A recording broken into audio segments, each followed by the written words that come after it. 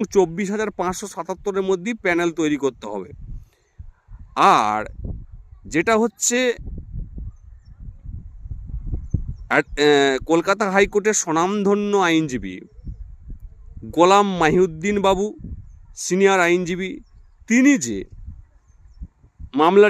মামলা দুটি করেছেন, সেই মামলা দুটি মাধ্যম দিয়েই পার্থসারথী বাবুর বেঞ্চে এই স্থগিতাদেশ এসেছিল। সেই তাদের গ্রাউন্ড হলো যে এই পরীক্ষা বাতিল তো করতেই হবে, তার সাথে সাথে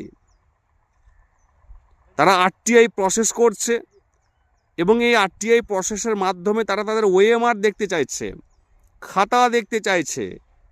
যদি আপনারা খাতা না দেখাতে পারেন তাহলে বেনিফিট অফ দ্য ডাউট আপনাদেরকে দিতে হবে। অর্থাৎ তারা আরটিআই প্রসেসের মাধ্যম দিয়ে ওএমআর সিটের চ্যালেঞ্জের জায়গায় যাচ্ছে। অর্থাৎ এই দুটো কেসের গ্রাউন্ড সম্ভবত আলাদা। আপনাদেরকে বলবো আপনারা একটু রিচেক করে নেবেন।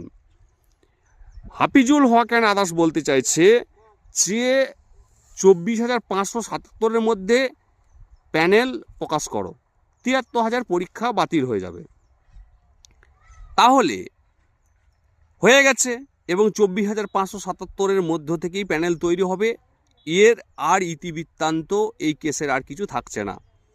কিন্তু হাবিব অ্যান্ড আদার্স আর লতিফ অ্যান্ড আদার্স যাদের অ্যাডভোকেট হলেন গোলাম মাহিউদ্দিন বাবু এবং সিনিয়র অ্যাডভোকেট হলেন সৌম্য মজুমদার, ওনাদের বক্তব্য 73,000 পরীক্ষা শুধু বাতিল নয়, তার সাথে সাথে পিটিশনারদের এবং যারা চাকরি পাচ্ছে তাদের ওএমআর সিট প্রকাশ করতে হবে।